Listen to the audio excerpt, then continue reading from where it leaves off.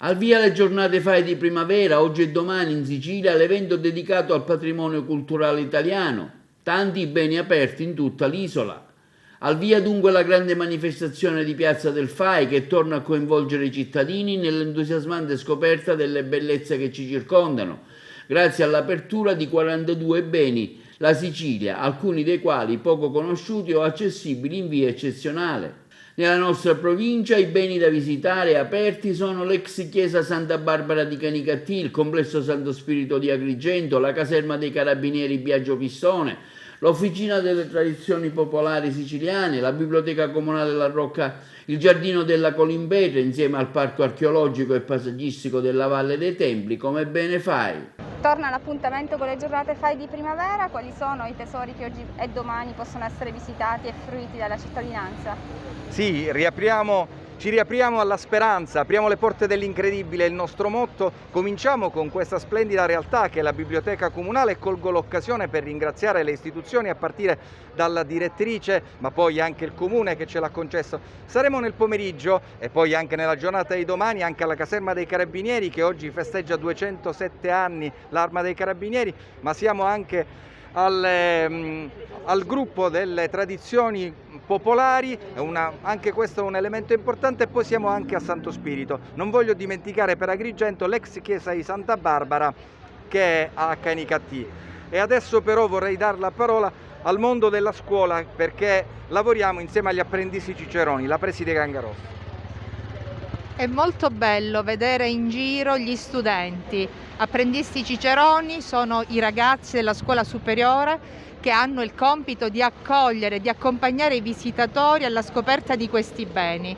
Ci sono anche i miei alunni, gli alunni della scuola media Pirandello e Garibaldi, invitati ad essere qui oggi come pubblico. È una bella esperienza di cittadinanza attiva, è un'esperienza, dice bene il Presidente, che dà nuova fiducia, nuova speranza di apertura. Grazie, dottoressa Bruccoleri. Noi siamo lieti oggi di accogliere il FAI nella Biblioteca Comunale Franco La Rocca di Agrigento.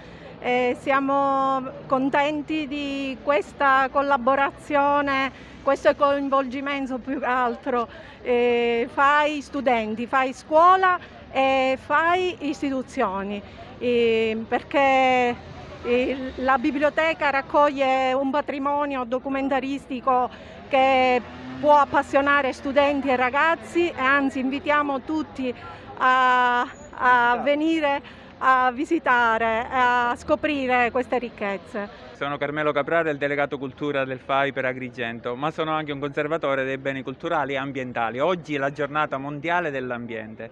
Quale festa più bella può essere oggi se non quella del FAI che promuove la bellezza, la cultura che parte da questa biblioteca in un viaggio ideale che diventa realtà architettonica.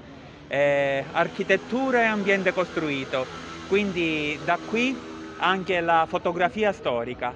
Il FAI si occupa di ambiente, di natura. Parleremo anche dell'ambiente e della natura che qui non è più visibile. Proprio qui accanto a noi c'era la bellissima Villa Garibaldi, testimonianza del tempo che fu, testimonianza di una grande città con le sue bellezze, non solo naturalistiche ma anche monumentali, alla pari dei giardini del Gattopardo, dei luoghi del Gattopardo, del Palermitano. E qui riappariranno i tempietti, le sfingi, quindi il messaggio del FAI non solo al presente, ma il presente è figlio del passato, che vogliamo tramandare questo messaggio con i giovani Ciceroni al futuro. Grazie a tutti, vi aspettiamo, siete tutti invitati.